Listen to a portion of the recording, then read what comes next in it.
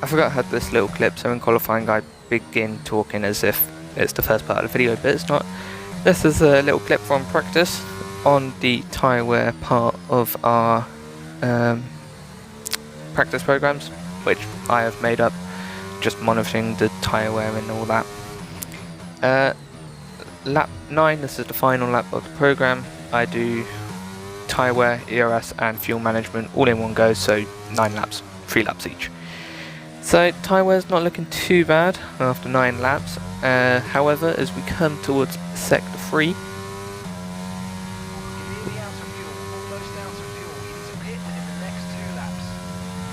whether that put me off, I don't know.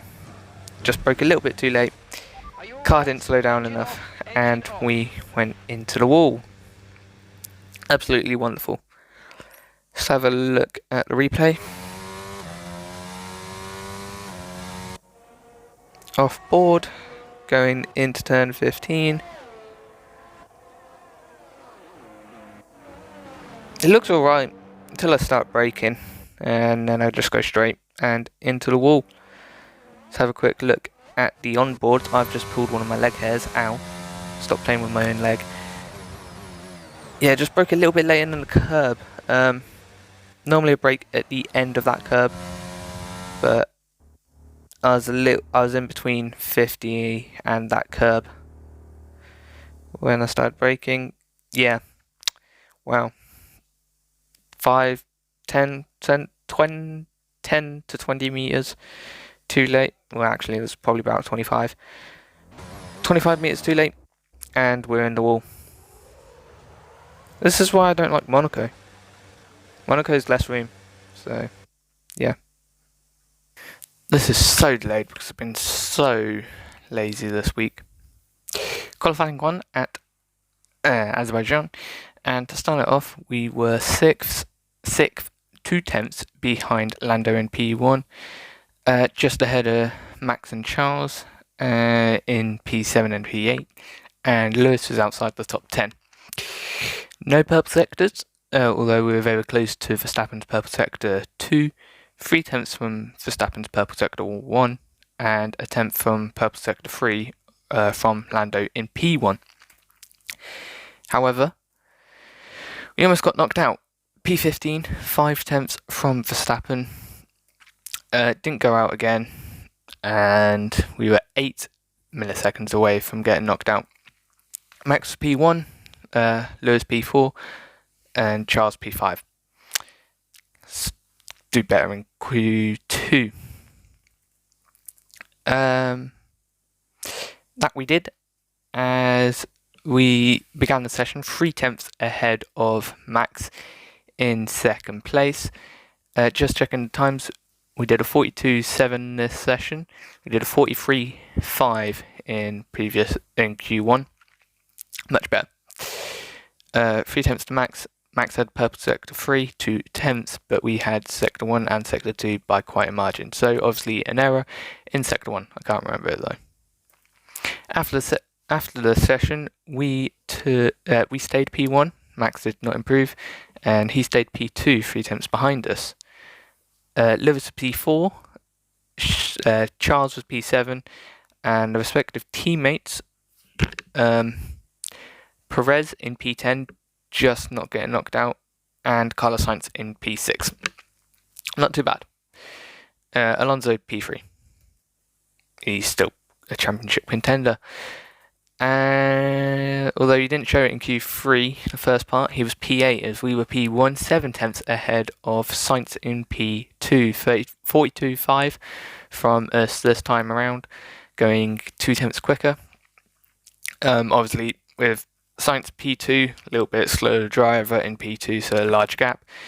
Only purple sector 1, Hamilton took purple sector 2 and sector 3, 300ths in sector 2 and 2/10 in sector 3. Didn't matter too much though, as we stayed pole position.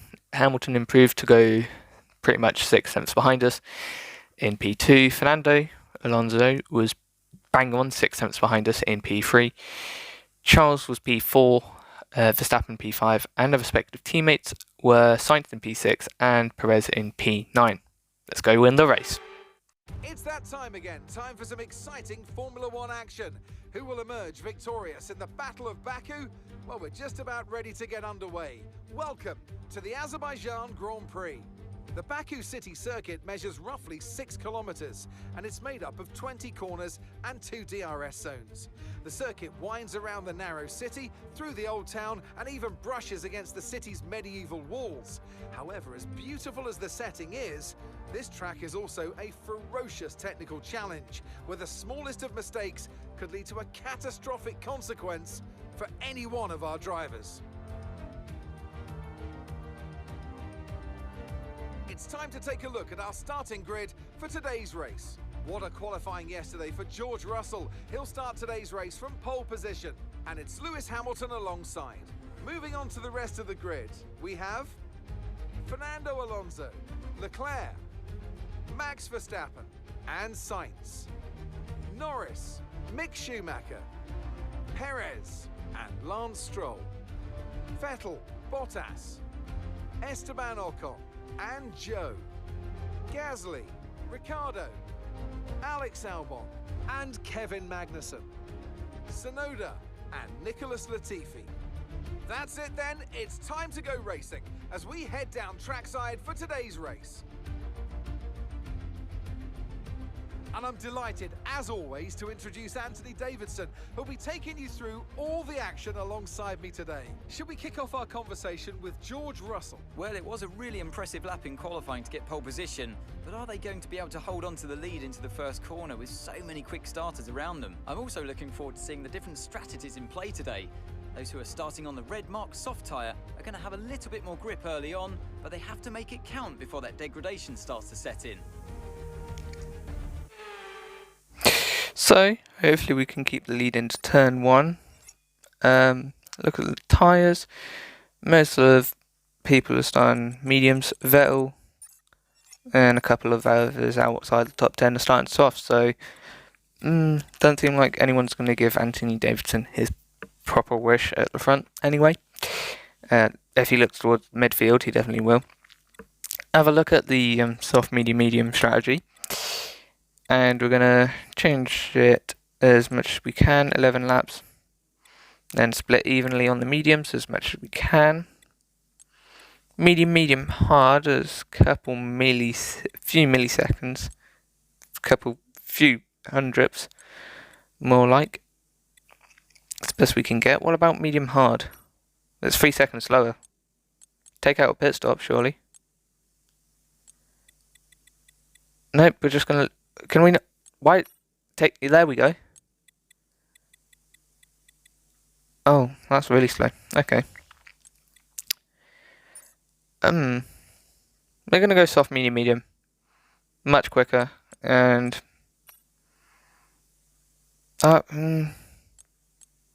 what if we do softs last? Or in the middle stint? How about that? 20 laps, 11 laps on softs, 20 laps again, then change it slightly. I think that was slightly quicker. Looks good. And then we can just change on to medium hards if we need to. Take out the fuel. We were good on the fuel, I believe.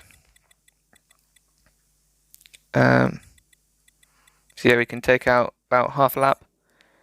0.51 ideal. Can't get there exactly. That'll be good enough. Let's go win the race. Especially after Monaco. Right, here we go. Azerbaijan Grand Prix. Real life yesterday was the actual Azerbaijan Grand Prix. So this makes today early May bank holiday, 1st of May. And the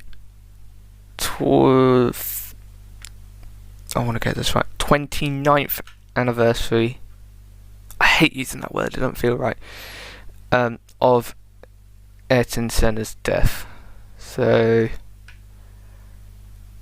let's make him proud and give him a good race. There we go. Get the grid sorted. Lights out. And away we go. Get an okay start. But Lewis gets a poor start, and Fernando and him go side by side into turn 2, reminiscent of McLaren days. And thanks to them two, we were able to pull away a little bit. No need for one on board there. Not like it's going to give a different point of view. I mean, it does, but it is not going to give any information. Any extra information. It's just going to show you the exact same thing. So we then have to go to Sector 3. We're already in Sector 2. Obviously, Sector 3, you know why.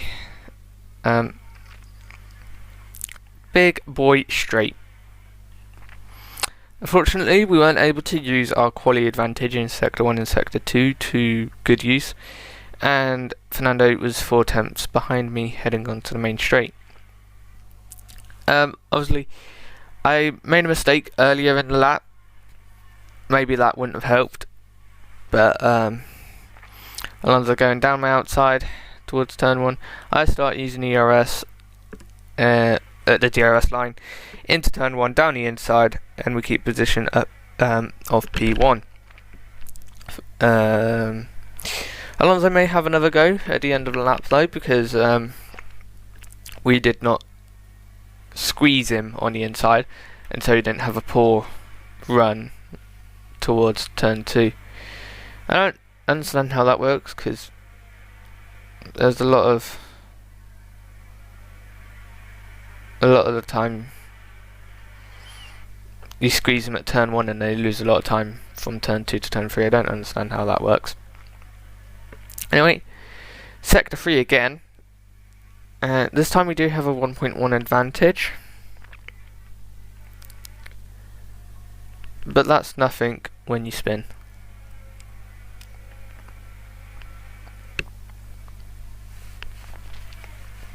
Practically did in Austin.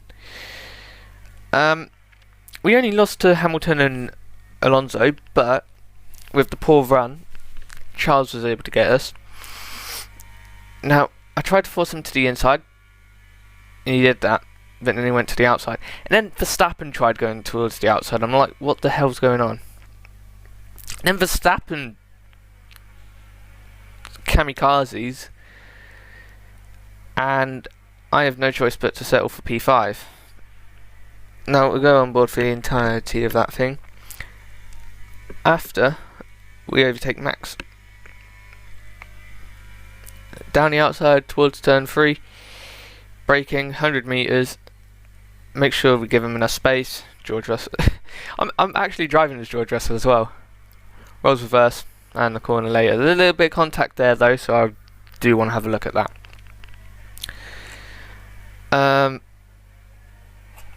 But yeah, we had practically a spin like we did in Austin. Unfortunately, this was in the race and not in practice, but just got to take it as it comes. Is there any reason to look at Alonso on board for the lap 1 thing? I don't think so. Yeah, just a little bit too much throttle. And it was so weird how it spun. It looked like I saved it, but then I didn't save it, and then I saved it again. It did hit the rear against the wall though. Luckily, we don't have shockwave damage, and we don't get any... Yeah! Pause. Sorry. Controller batteries are dying.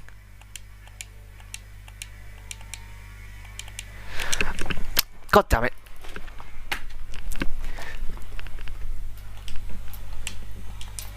My controller's on. No, it's not. Never mind.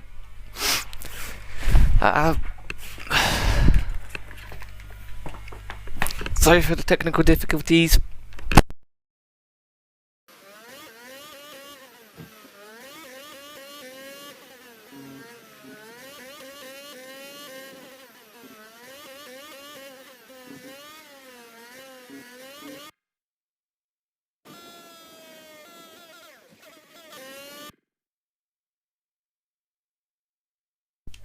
Right, take 2. Here we go. So, on board. It was really weird, like, I counter-steered, and then I stopped counter-steering, and then I kept counter-steering. Nicely got off the brakes to rotate the car. That's how, what do you call it? Trail braking works. And Max just very weirdly tries to move to the inside of Charles, and he's barely got past me, and he's trying to make an overtake on Charles. I then get fed up, try and get past him down the inside. Gets a little bit deep. What do I? I might have drifted across like I do all the time, like I did all the time in France again. Anyway, let's go to this mistake.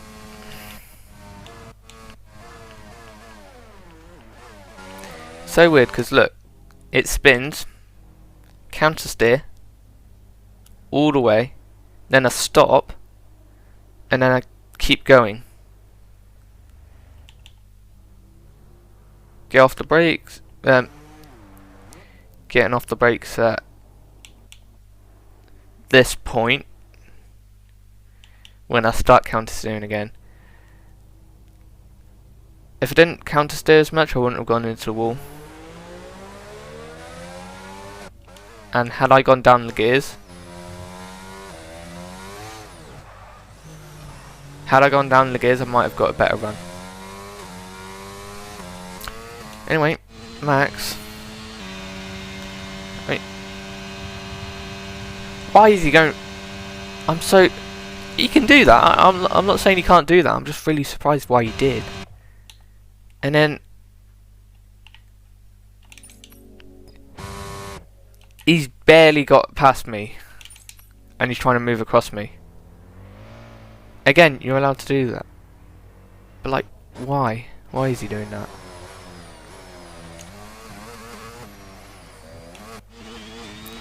No, I'm pretty sure I drift across. No, never mind. I am fine to do that. I thought I was. Just Max saw the gap and tried going for it. And hit me.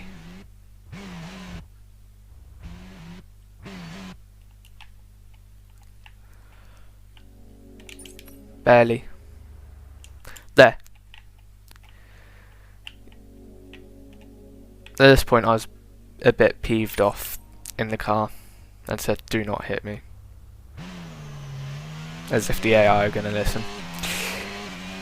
Anyway, yeah, that was that.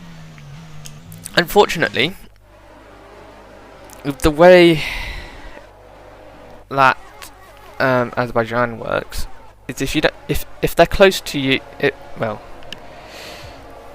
they're close enough to you, they're just going to re-overtake you. And with a 6/10 gap and no DRS to Charles, I was a bit vulnerable. I kind of wanted to stick to the strategy of ERS that I was using. I did change it later. But yeah, trying to stick to the strategy I normally have didn't quite work. Lost 5/10 to Charles and lost position to Max. Down into P5 again we went. In hindsight, on lap 3, I probably should have waited to do what Max did to me. However, it don't really matter. And from this point on, I just was like, you know what, you go ahead. You try and bring me closer to Charles, because otherwise you're just going to re-overtake me if I overtake you. I can't really remember if it worked or not. We'll find out. Anyway, it's not like it needs an onboard, but hey ho, here we go. Down the outside, just so much more speed. And yeah, so that kind of set up our race. Wonderful. On to lap 7. Look at this. I'm trying not to overtake him, and he's just defending everywhere. So end of lap 6, I was like, you know what, that's enough. I'm trying to overtake you now. We didn't really close into Charles. It kind of looked like we were, but not really. It's still, well, as I was saying that, it was at 1.6, but now it's at 1.3, so. But yeah, going into sector 3, I kind of had enough.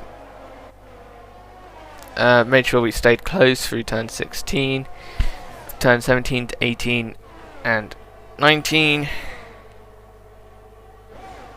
and then through turn 20. Open the ERS, open DRS as we get past the pit line. Look, close to the pit line. Down the outside, braking into turn 1. He's on the inside. We don't squeeze him, but we don't let him have the place. We get up into P4. Now able to chase after Charles. Back at 1.7 to Charles. However, Max is further behind this time because they overtook him earlier. So on the main straight, if we get a good sector 2 and sector 3, we should be close enough to Charles that either we have DRS or Max is too far behind that he can't overtake even with the DRS, or he just drops out of DRS. So yeah, fairly simple. I think, no, it was later. Change the ERS strategy, flick open the ERS. I think I stayed to the limit. Yeah, I did. So I hadn't changed the ERS strategy yet. Got close enough, look to the inside, move over to the outside. I seem to be getting good at that. Down the outside, give him plenty of space, and up into P4. Looks like he had a little wobble. Yeah, just got on the curb a little bit. Also, what was going on here? He tried drifting over. AI like to do that. I think that's where I get it from. Well, it's probably because of the fact that I don't have Racing Line on, so I can't actually see the circuit. I don't have any of the HUD on, actually. No help whatsoever. The only thing that's actually on my screen that normally that isn't in a screen in real life is the virtual rear view mirror, because I can't see the actual mirrors, and the MFD, because you can get rid of that, but like, no. that's how I can see my brake bias and yeah, transmission and that. Although I don't need to see that because I don't actually change them. Anyway, I'm just digging myself a hole. I don't need it, but it pops up all the time, so there's no point in getting rid of it. I kind of use it a lot. That's how I check I'm in the right tyres and that. It's basically what would be on your wheel anyway. So yeah.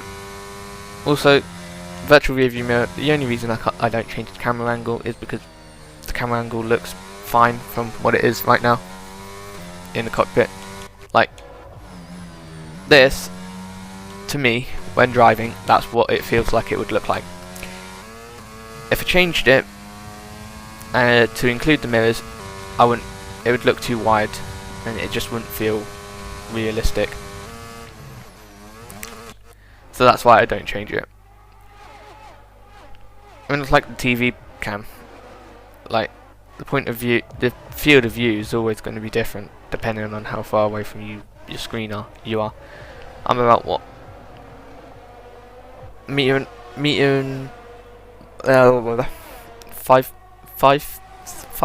I don't know, 5'7", and my feet are about a foot and a half away from the TV in the lying down position. So I'm about a meter and a half away. So That's why it looks good for me. It won't look good for everyone else, but it don't have to look good for you. It just has to look good for me. Anyway, lap 11, caught up to Charles's pack, and at this point I had changed the ERS strategy because there was no way I was going to be able to overtake in a DRS train. Decided that I'd deplete all the battery, and as soon as there'd be no track gap between my front wing, the front of the car from what I could see, and the rear of their car, I would stop deploying ERS and pull out alongside, and I'd use no ERS down this straight, so I could save it, and that's what I had been doing for the past couple of laps once I'd caught up to him. So next up would be Lewis Hamilton, our teammate. Fernando is quite an underdog. I think at some point I'm going to have to actually say he is a championship rival. It's just that he hasn't been normally. So use a little bit of ERS there, get it to a multiple of 10. I believe on this occasion it might have been 70%. Use a little bit here, get it down to 60%. No, keep it going, keep it going. No, not quite. Turn it off at 60%. ERS overtake. Yeah, DRS overtake. Use it. Turn it off as soon as I pull alongside. So a little bit different from the strategy I just said. And up into P3. Charles already further, almost. No, not quite. Damn it! I was going to say already further behind me than I am to Hamilton, but no, not quite. Now he is. As you can see, no ERS, and we're staying equal distance between Lewis and Charles, so that's good. Next up, lap 13, Lewis Hamilton. Obviously that'll be sector 1, so we've got to see sector 3. I don't know what I did in sector 2, but I just got really close, and so that pulled me along. That pulled me along for an overtake potential opportunity.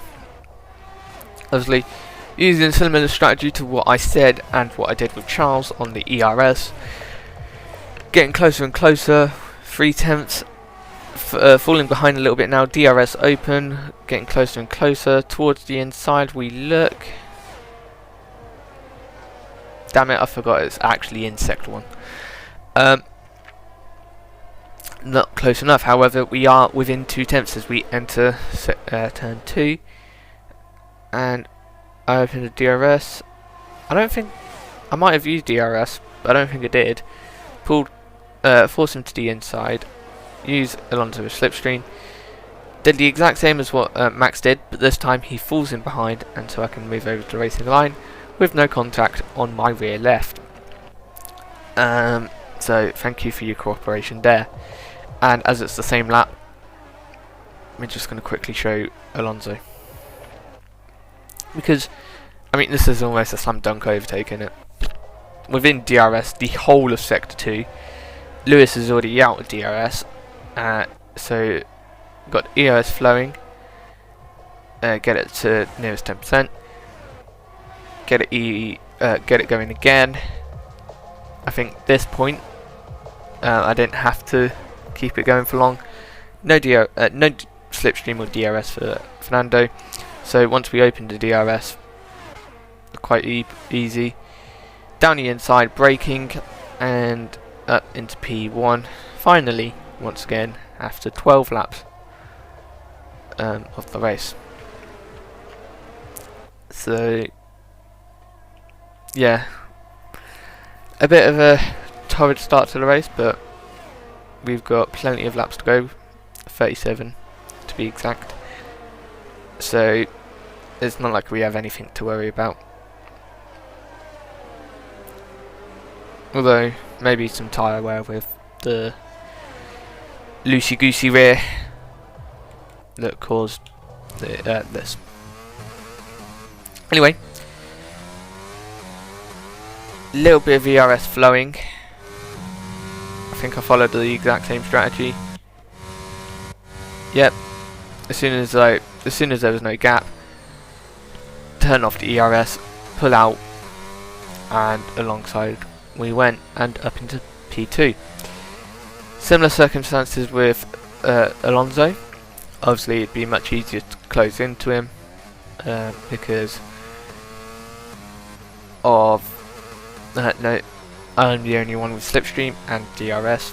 Obviously he had ERS, but not a lot. And nearest 5% this time because it was closer. I think this one I went to nearest 5% again, 45%. Didn't even need to use it. Overtake on DRS open, down in towards turn 1. Now because that worked for me this time,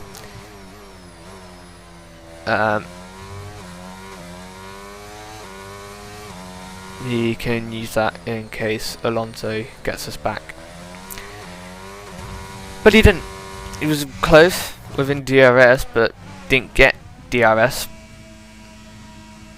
So we pulled a good gap.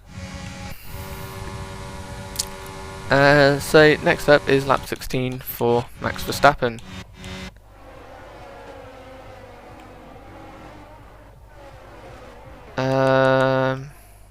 Let's try that. It's probably already been spoiled, but you saw yellow flags, so you probably know what happens. Max Verstappen, engine goes pop. Down the main straight, similar to Charles in real life 2022. This head cannon is 2021, so technically Max has just been saved from crashing into the barrier if we were to follow my head cannon, but he's out of the race. Hamilton made the pit stop, so does Mick, Valtteri, Ocon, and yeah, so on. Anyway, lap 17. As you would have seen, we are pitting lap 20, so Hamilton's going to get an undercut. 2 seconds behind Lance, so he has got a little bit of free air, but it shouldn't be too bad of a problem. Lap 20 though, Lewis kind of was getting closer and closer. I think, yeah, he's about 17 seconds. And then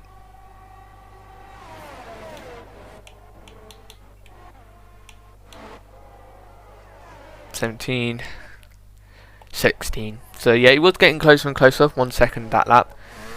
And as you can see, 8:50, it's just going down and down and down. That's obviously because he's on the main straight, on the straights. But it's fine. Yeah, he's gained about a second this lap. So we will come out behind him. At the moment it's projected P6. I think it was. But anyway, we changed the strategy. We saw how much wear the mediums were getting. The orange icon came up on the MFD. That's one thing I would wish I could get rid of in the MFD though. The orange icon came up, so I thought, you know what, mediums on this length of stint is not going to work, and softs trying to extend their stint is not going to work either.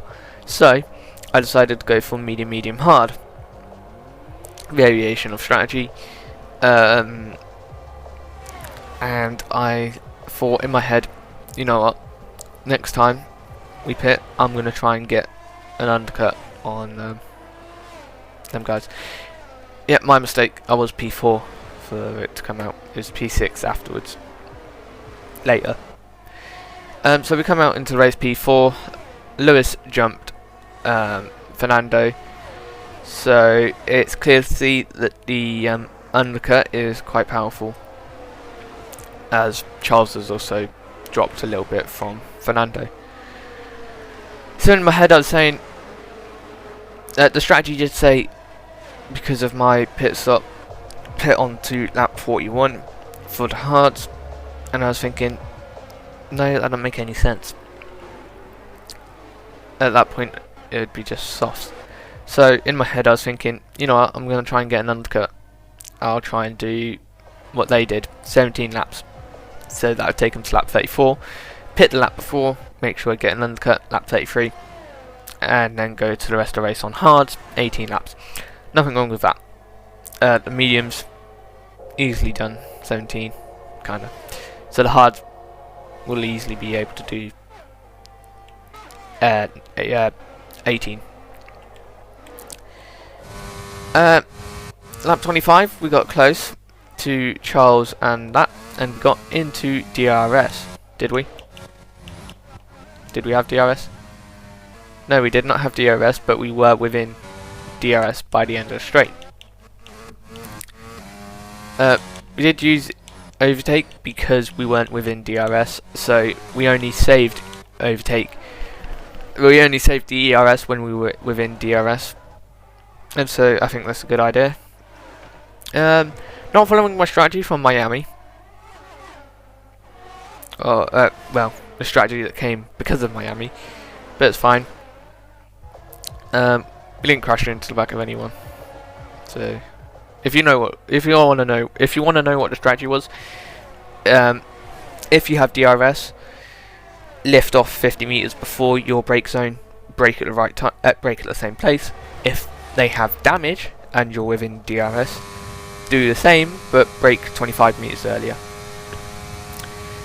Fake to the inside, go to the outside, in towards turn 1, not got the move completely done, however, and go around the outside and up into P3, now within DRS of Alonso, so Charles should not be able to challenge us back, as we are already closer to Alonso than Charles. So we're making good progress, and we only have to get these two guys now, and we're making good progress on the timer. However, it is at 26 minutes at the moment because of the stupid controller dying. It is my fault that I haven't charged it though, I will say that. So I think I adapted the strategy a little bit again, EOS strategy. So overtake, get it down to the nearest 10%, stay close to Charles. Again, overtake to the nearest 10%, stay close to Charles.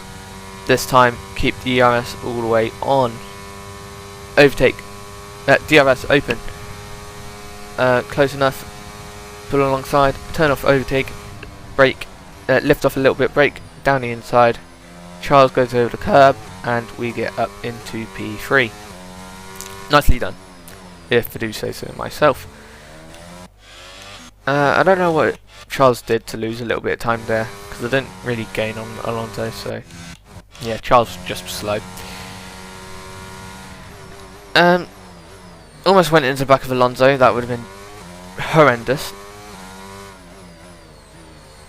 But we didn't.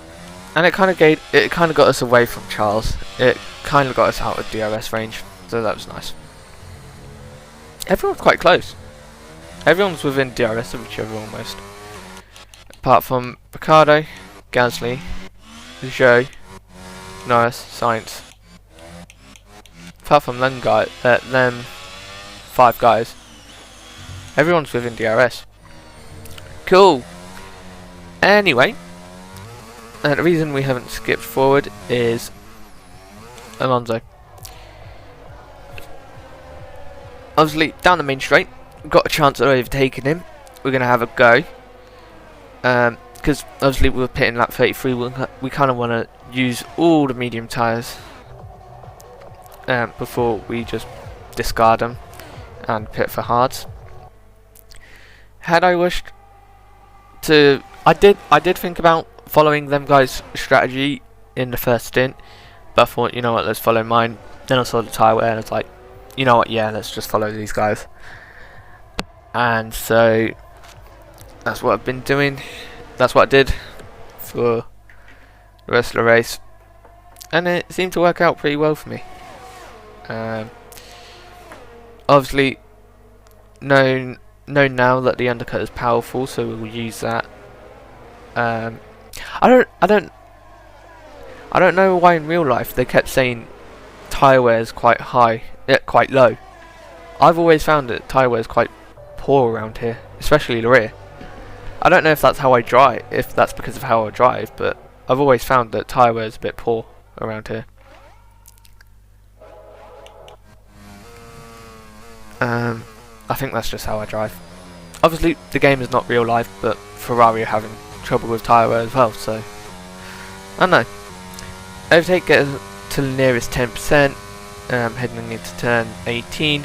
Out turn 19, get it to the nearest 10%, but keep it on and on and on. DRS, turn off overtake because I'm close enough.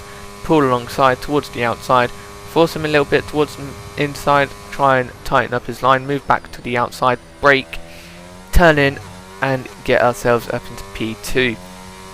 And by the exit of turn 2, are we going to be closer to Lewis? Yes, we are. And so we'll be able to make an overtake on Lewis at the end of this lap. Obviously, Lewis felt a little bit harder to overtake. I don't know why. The first time around, I can't exactly remember, but it felt like he was harder to overtake. Let's see if this is the case this time.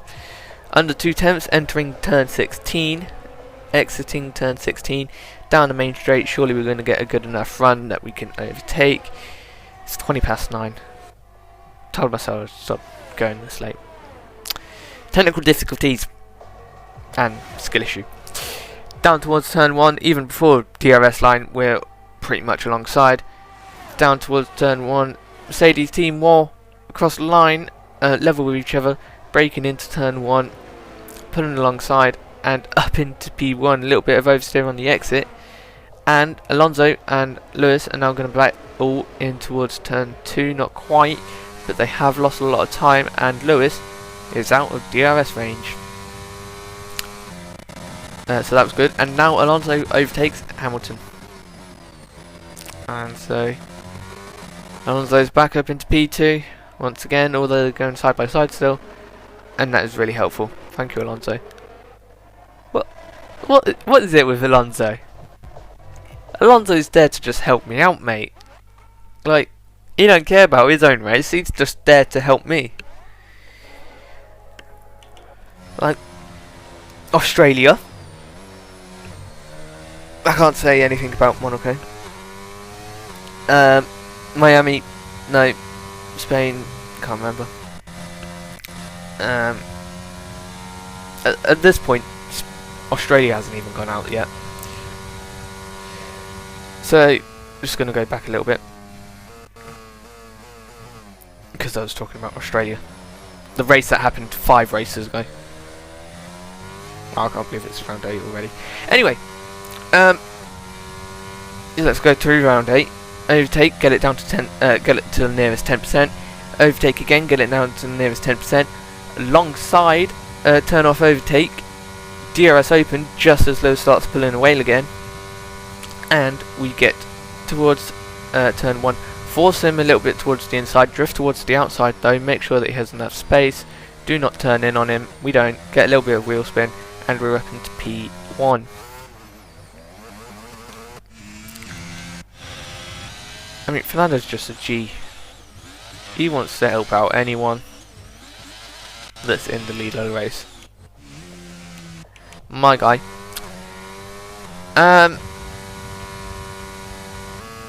Nothing else happened for now, apart from Lewis getting mugged.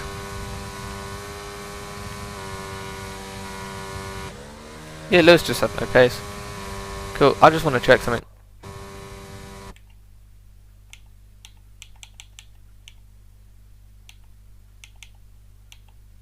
Ooh hoo hoo! Almost equal. 6 thousandths. 6 thousandths.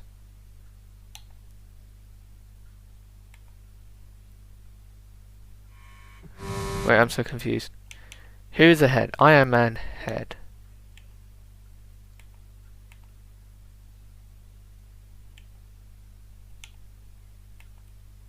I'm ahead.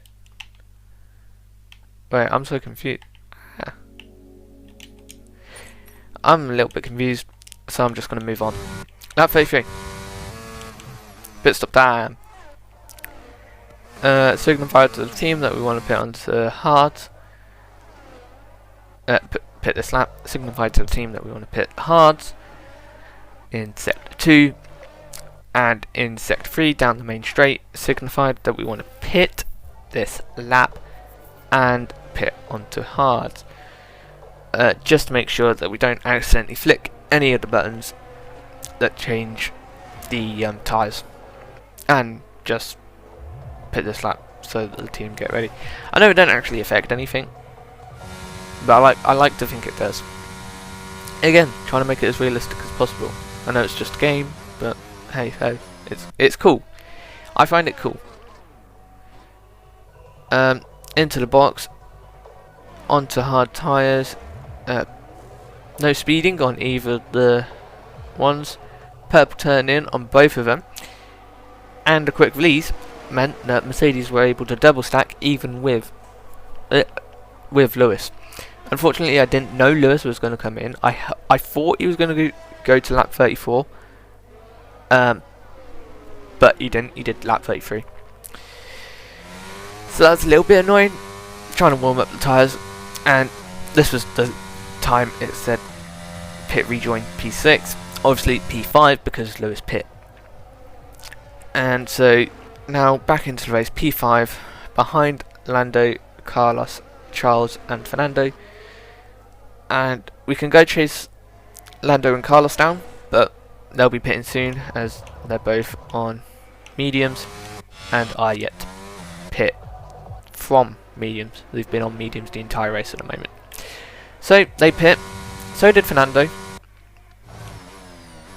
And so we put ourselves up into P2. Next lap, Charles boxed. that was quite funny. I'm sorry, but that was quite funny. The way we just flick over to this camera and he's not there. Wait, hold up.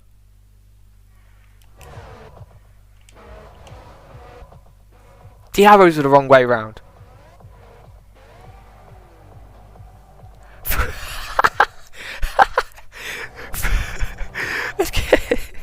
I know this isn't Ferrari's fault.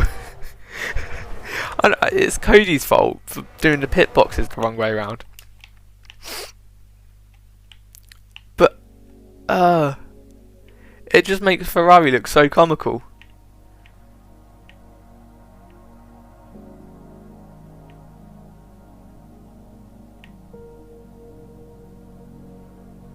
Oh, AlphaTauri. Get out of the way. I'm gonna say, I wish I was only Ferrari. That would have made it. That would have made it so much better.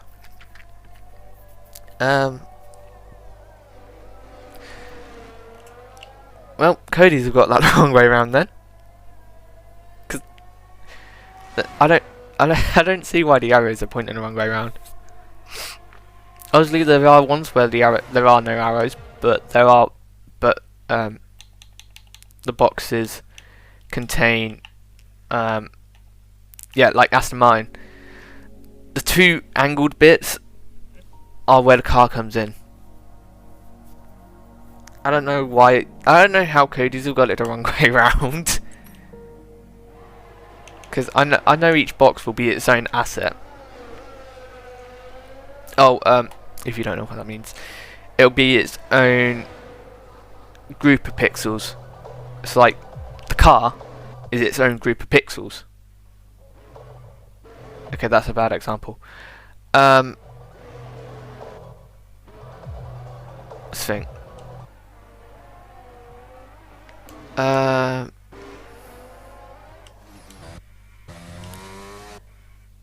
trying to find something. That billboard, the crypto.com billboard, is its own image, and it's like copied onto all the other places where the crypto.com board is supposed to be. That's what the grid boxes are. It's basically a sticker in game, and Cody's have put the sticker the wrong way around. Brilliant. Anyway, that's computers with me for today, and got one more 2 more things to do. Yeah, I'm not proud of this one. Lap 43, we've got a 4-second gap to Alonso. He has closed in 2 seconds from the last time that we boxed, which is not the idealist of scenarios.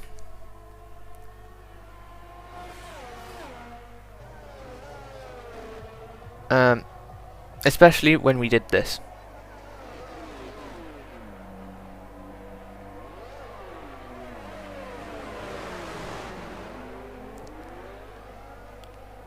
Yeah, we made a mistake again,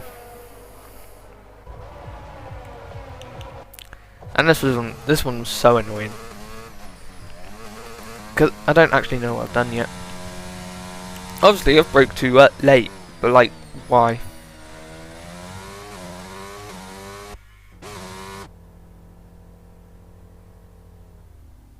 I've gone up to 6th gear. To be fair, I haven't really broke that much later. I normally break about this bush on the left that I've just passed. So it's like, what?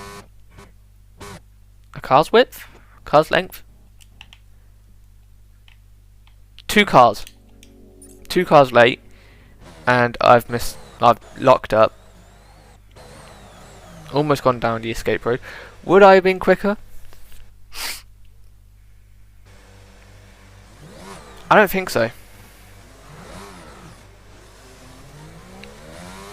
It would have been touch and go which one was quicker, but I would have lost. I basically would have killed the Riz, and so I would have lost more time overall. So that did mean I had to go chase down these 2. Which I started with Charles on lap 44.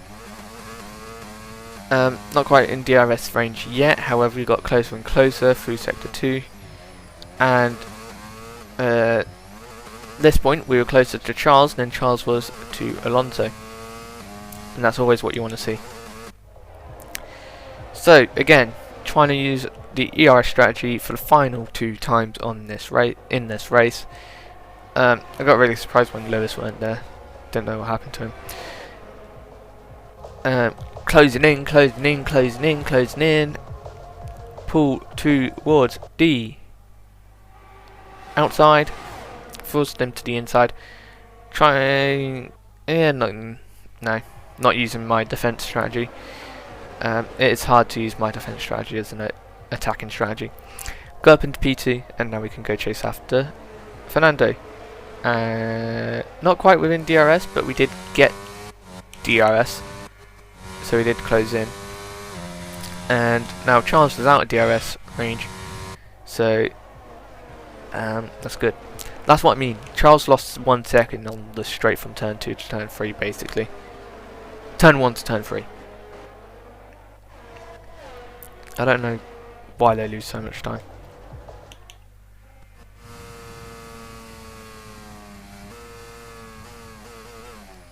So exit turn 16, overtake, get it down to the nearest 10%, turn it off, head through turn 18, 19, overtake, turn it on, get close, get close, get close, get close, get close, get close, get close, no gap, turn it off, pull towards the middle because Charles has gone down the inside, pull all the way to the outside, force. Charles almost hit us. Almost hit the wall myself. So I think that's what lost Charles so much time. Oh my god, he almost hit the wall.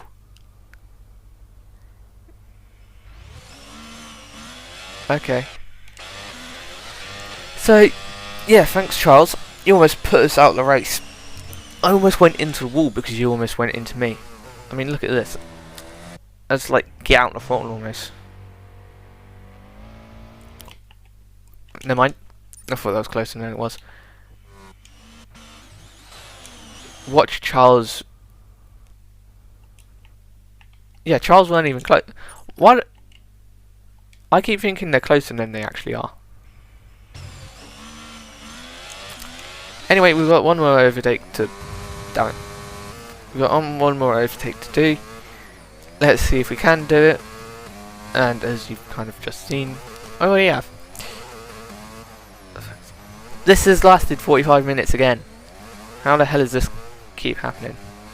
I need a clean race.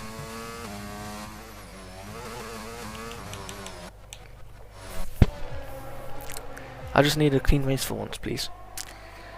Heading towards turn 1. Got Alonso in our sights. No DRS for Alonso. Going to be an easy overtake. Maybe even before the timing line. Pull towards the inside this time. Yep, even before the timing line. We were up into P1. Brake zone. Are we going to have to fight Alonso? No, Alonso kind of just goes wide and allows us up into P1. Nicely done. Yeah, would have liked to have been a pit stop ahead of these guys. I would have liked to have had the gap Carlos has to show. But, yeah, until I learn how to... until I learn how to drive around rear limited circuits, this is kind of going to be the case. I really hate low speed circuits. It's annoying because I like driving Azerbaijan. I just don't understand the tyre wear. I don't get why it's so harsh on the rears. Overtake, get it down to the nearest 10%, stay close. Turn 18, turn 19. Overtake again. Thought I didn't use it then. Get close, get close, get close. Got close enough. Turn, DRS, turn off overtake. Pull alongside, down towards the inside. Overtake is complete. Into turn 1. Alonso's going to try and fight it back a little bit, but backs out before we get to the wall. Up into P1. Oops. Finally, lap 51. Using all the ERS we have. Charles has got up into P2. Nicely done.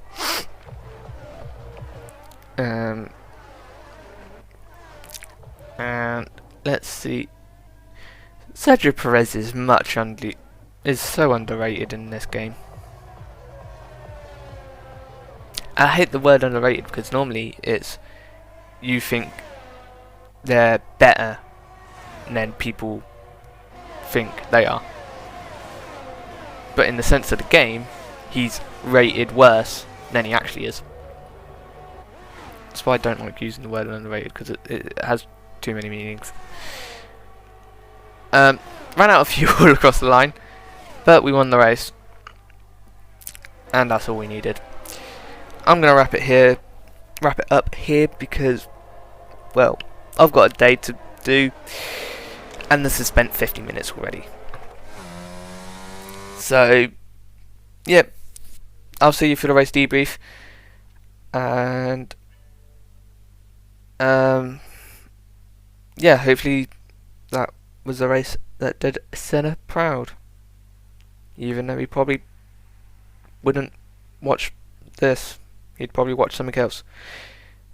And this isn't even coming out on May 1st, so I don't know. I guess it doesn't even count. Anyway, I'm rambling on. I'm going to say goodbye, and you'll say hello to the race debrief. Goodbye. To the Monday morning race debrief of the Azerbaijan Grand Prix. In attendance we have Bobbi Winter, Mark Priestley, Toto Wolff and Rosie Waite. The driver, race engineer, team principal and head of strategy respectively. Without further ado, let's get into the race with the race results. So, we were very close to losing to Charles or Fernando, but we won the race with fastest lap and Max retired. So we finished first place Charles was P2 and Fernando finished the podium P3. Our rivals, already said 2. Lewis finished in P4 and Verstappen retired from the race, the only retirement. The respective teammates of them were Ocon, he finished 13th. Sainz, he finished P6. And Perez finished P15. Looking at the results, very good if you ask me. We were the only team to get solid points, and so we have gained a lot in the Constructors' Championship. However, as I said at the top, we were very close to losing to Charles and Fernando. And there were multiple reasons why.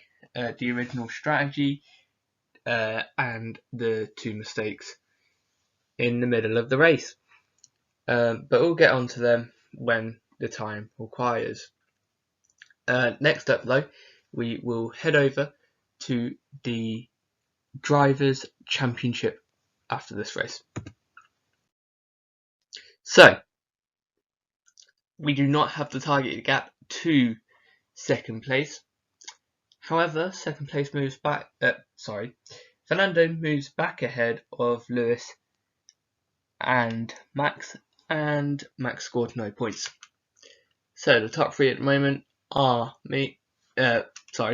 Bobbi, Alonso and Hamilton. Our rivals, Max is in P4 and Charles is P5. The teammates of said rivals in championship order is Sainz in P6, Ocon in P8 and Perez in P11. Looking at the championship once again, very good. We do need 4 extra points over Fernando in the next couple of races to get that target gap. However, after the 2 poor results, the fact that we're only 4 points away from the target gap that we should have is very good indeed. And we did get quite lucky with Max scoring no points today at all, so he is well clear of the target gap that we require, so we do not have to worry about him for the next couple of races. Let's talk about the Constructors' Championship then and see how it looked after yesterday's race. So, Ferrari moved back into second place. However, we have a 90-point gap to Ferrari, and we have a 127-point gap to Red Bull. Now, we are P1, Ferrari P2, Alpine a P3, and Red Bull a P4. Yes, despite Ferrari moving to second place, the 90-point gap that we have to them is incredible.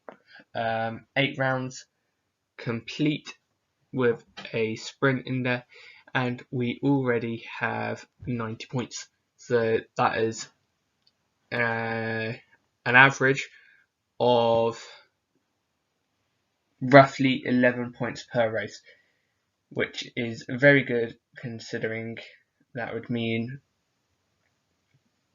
we'd be getting what? One threes, and they'd be getting 2 fours on average every race, I believe that is. Let me just check maths. But either way, it's still really good. Yeah, we on average are getting P1 and P3 every race, whilst Ferrari are on average getting P2 and P4 every race. The gap to Red Bull, nothing more we need to say there. 127 points. Perez not pulling up his socks, and we are just pulling away with 2 drivers that can score very consistent points. On average, we are getting a 1-2. Not quite. We're getting a 1-2 without fastest lap for anyone, whilst Red Bull are getting P3 and P4, which is just brilliant, guys. Well done. Keep this up. However, we don't want to keep some of the stuff up from this. So, the race lap graph. Our mistakes cost 4 yellow laps. But other than the mistakes, we had very flat lines, and the change in strategy worked very well. Now, the 4 mistakes that cost the yellow lap, 2 mistakes that cost the yellow laps. There's a little bit of too much throttle at turn 16 on lap 2. Very lucky to only hit the wall and get no damage whatsoever. And we only had to fight back ahead of Max, Charles, Fernando and Lewis in that order. We did wait till lap 7, I believe it was, to overtake Max after he overtook us on lap 4. Very good thinking not to lose time with Max and make sure that when you do overtake him, it's a very easy overtake and you just get straight ahead. However, the second mistake came on lap 43 when you just broke too late into turn 4. Bobby, what happened there? I can only assume that you just forgot that you're supposed to brake at the brake marker you decided.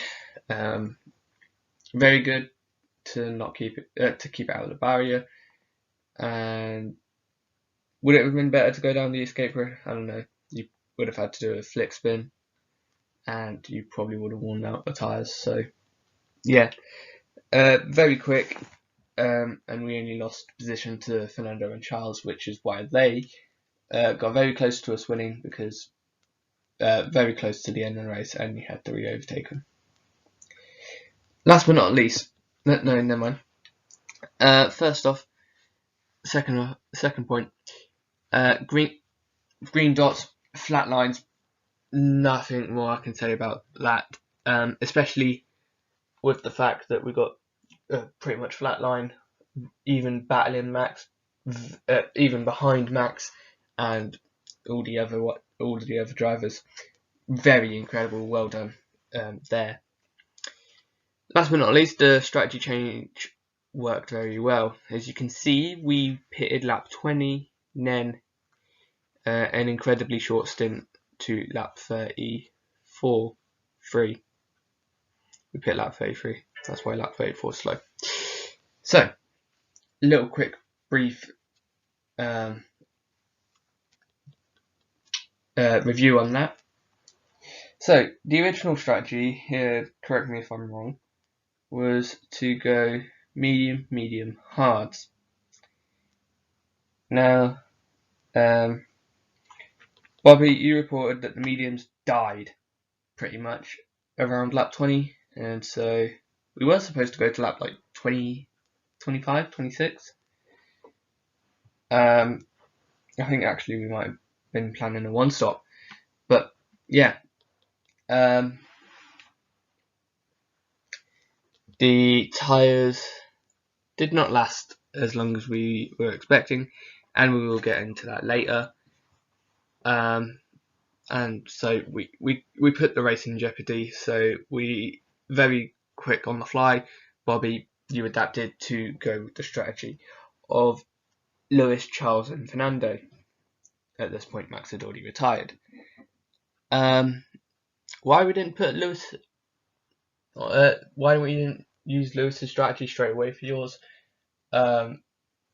Well, because you had some pointers and you made it as quick as you thought it could be.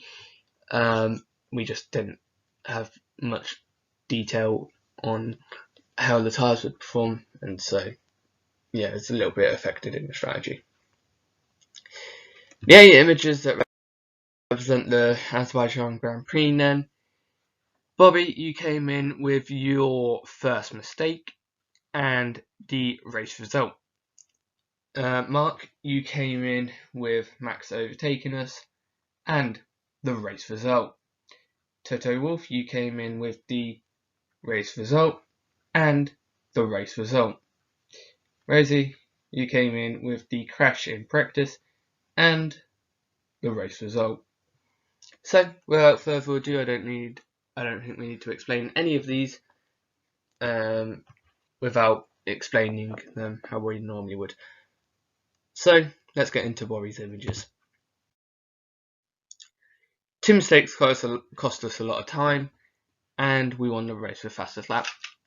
Yeah, like I've said already, the first mistake was probably fine. To be honest, we didn't need any of them. But with the first mistake, we would have been winning the race fine. We probably wouldn't have had to have changed strategy if we didn't make that mistake, because it would have been well clear and it wouldn't have mattered where we came out into the race. And then the second mistake, yeah, we really could have done without. However, that's what gave us this fastest lap, because we got DRS, and we would not have got the fastest lap without DRS. So a little bit cheeky, obviously, clearly not by not the intentions or plans. So yeah, please refrain from trying to be sneaky and getting the fastest lap like that. We don't want to risk winning the race. Mark's images then, and the subtitle text of "We had to re-overtake Charles, Fernando, Lewis, and Max, and Max scored no points." So yes, for the first mistake, we had to re-overtake Max twice because he was able to overtake us on lap 3. Not really your fault, DRS had just been enabled. Although we can pinpoint the fact that it was because you overtook him into turn 3 on lap 3, and so he was closer to you than he would have been if you overtook him into turn 1. And so he was closer to you coming out of turn 16, and that is why he was able to overtake you with relative ease. Not really your fault. You're just trying to make up for the mistake that you made. Then we went and chased after Charles, Fernando, and Lewis. Then we noticed the tyres going off after they pitted lap 17. So we then pit lap 20, came out behind Charles, Fernando, and Lewis, so we had to re-overtake them. And then your mistaken final stint meant we had to re-overtake Charles and Fernando again. Even if we finished second, we would have still gained a ton of points on Max because he retired for this race.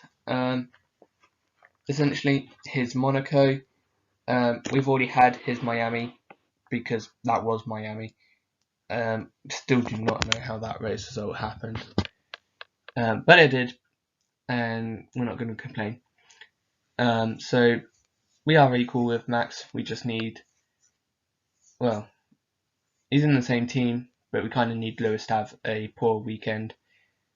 Charles kind of had a poor weekend at Monaco, but it wasn't as bad as us. And he won at Miami, so we need him to have 2 bad weekends. We need Lewis 2 bad weekends. No, 1 bad weekend because he had a bad weekend at Miami. And then Alonso needs a couple mediocre ones for a good result, for a mediocre result in Monaco and a mediocre result in Miami. But we shouldn't have to worry about that because you're good enough to beat them anyway. So just go out and do that. Toto Wolff, your images then. Lewis lost 2 places in the race, and Red Bull scored no points was the title text that came with your 2 images, which so happens to be the exact same images as each other, and Bobbi and Mark's good images. Lewis lost 2 places in the race to Charles and Fernando. Charles and Fernando were very quick this weekend. We do not mind that from this side of the garage because the drivers that are lower down in the rivals that are lower down in the championship were the ones that performed a little bit better. Yes, Fernando is higher, but Charles getting P2 is very welcomed because at the moment he's 5th compared to Lewis, who is now 3rd but was 2nd. So yeah, we need some of the higher. We need 2nd and 3rd place in the championship to have a couple of bad weekends, whilst 4th and 5th, Charles and Max versus Fernando and Lewis.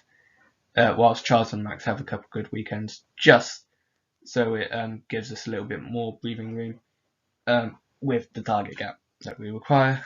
This weekend it should have been 65 points, but it is 61. And Red Bull scored no points. Yeah, Max retired and Checo finished 15th. Not much more I can say about that. Checo's just been performing really terrible this season. Very much not what we expected.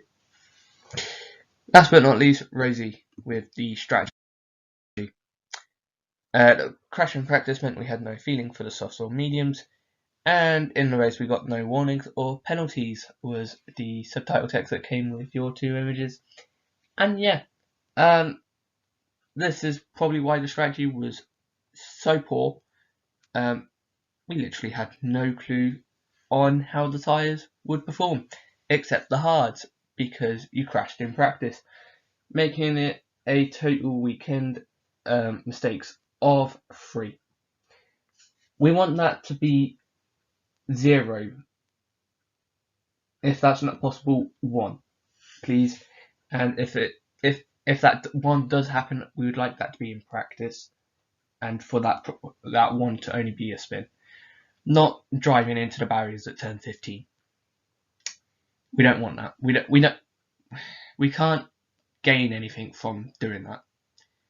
Only where not to brake, but we don't want that. We want the data for the tyres. So please refrain from crashing and focus when you're driving, please. You did focus in the race though, because you didn't get any warnings. However, the 2 mistakes kind of say otherwise, and we are going to bang on about that because you can't be making these mistakes. Come on, we can't be risking wins like this. Okay, so if no one has any questions, I would like to thank you for listening to the Monday morning review of the Azerbaijan Grand Prix. Very good weekend overall, leading the championship by a very good margin. We've got Canada up next. Hopefully we can do the same, and we should be in with a good shot of winning that race. So I'll see you all for the Canadian GP. Right, this is normal me talking now.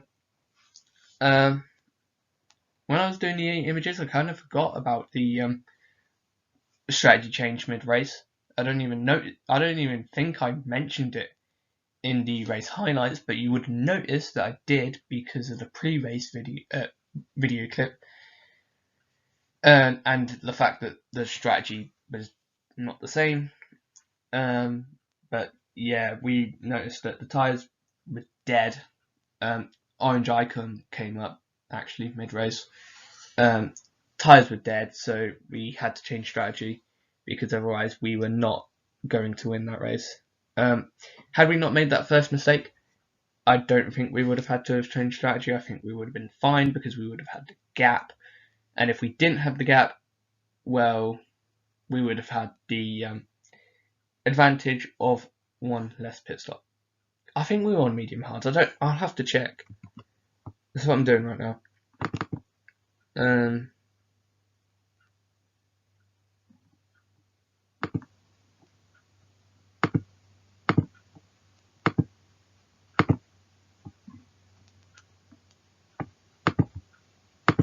It was medium, soft, medium, lap 20, lap 31, and then 20 laps on the end on the mediums. When in actuality we did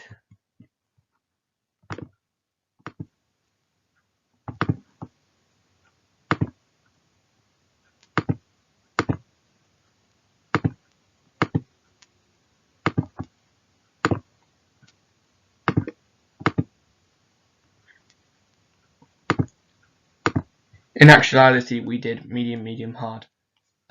20 laps on the first mediums, 14 laps on the second mediums, and then finished on the hards for 17 laps. The AAI did 17 laps in each of their stints, so we did the exact same and tried pitting a lap earlier in the second stint to get an undercut because it was really powerful. Unfortunately, Lewis came in at the same time. However, it did not affect him because we already had a large gap over him. So yeah, that's it. We can't be making mistakes like that.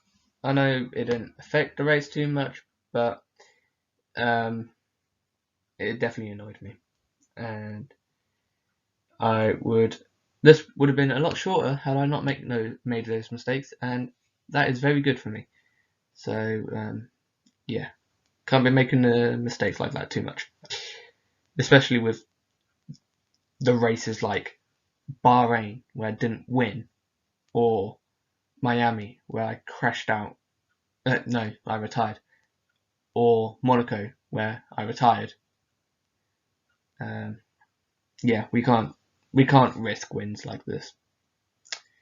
Not when Verstappen retires, especially. Anyway, I'll see you all for the Azerbaijan Grand Prix on Tuesday, the 16th of May, because this is coming out the Saturday before that, the 13th of May, providing. No, never mind. This is coming out Tuesday. See you Thursday for the 18th of May for the Canadian Grand Prix. I'm losing my marbles here. Yeah, this is coming out Saturday. No, this is coming out Tuesday. Monaco's coming out Saturday. Monaco came out Saturday. Anyway, I'll see you all. Goodbye.